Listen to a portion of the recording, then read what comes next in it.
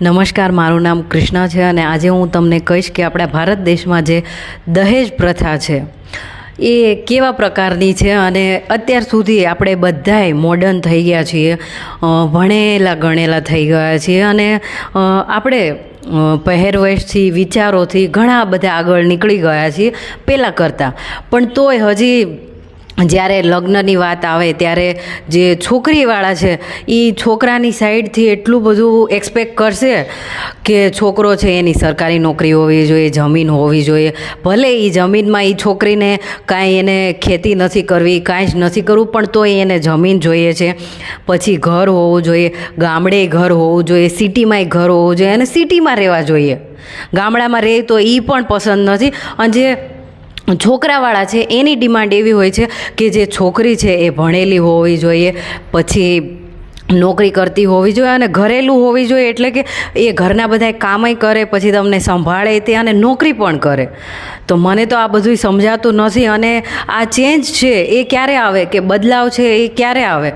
તો બદલાવ છે એ શરૂઆત હું મારાથી કરું ત્યારે આવે, જ્યારે મારી ઈચ્છા એવી છે કે હું ક્યારે બી લગ્ન કરીશ તો હું સાવ સીધા અને સિમ્પલ, એટલે કે હું કોર્ટ મેરેજ કરીશ અને મારા ઘરેથી હું 1 રૂપિયો લઈને નથી જવાની. એટલા માટે કે હું અત્યાર સુધી મોટી થઈ, ભણાવવાનો ખર્ચો એ બધો મારા મા બાપે ઉઠાવ્યો છે. અને ભાઈ હું પહેલેથી 8મા ધોરણમાં હતી ત્યારથી હું બહાર જ ભણું છું, તો એનો બધો ખર્ચો, બહુ બધો ખર્ચો મારા બાપુજીએ અને મારા મમ્મીએ અને મારા ભાઈનો એમાં ભાગ છે. તો આ બધાયનો જે ફાળો છે તો એ બધાયનું હું પછી વિચારું કે હજી હું જ્યાં લગ્ન કરીને જઈશ તો એના માટે હું ઘરેથી બધું મારા મમ્મી પપ્પાને મને સોનું લઈ આપશે. હું આ મમ્મી પપ્પાની એક છોકરી અને મોટી, અને મારાથી મારો નાનો ભાઈ છે.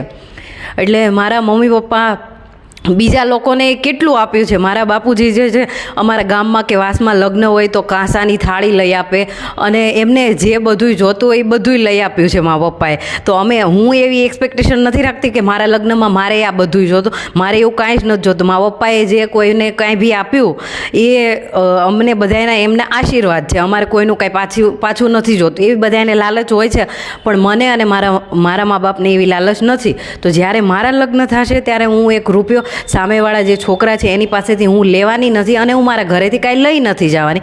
તો એ બદલાવ છે એ ત્યારે આવશે. પછી જ્યારે આપણે એવું કહીએ કે અમારે બદલાવ લાવવો છે પણ આપણે પછી પાછું એ જ કરીએ તો બદલાવ ક્યારેય આવવાનો નથી. અને આપણે ઘણા મોડર્ન થઈ ગયા છીએ પણ ખાલી દેખાડા માટે.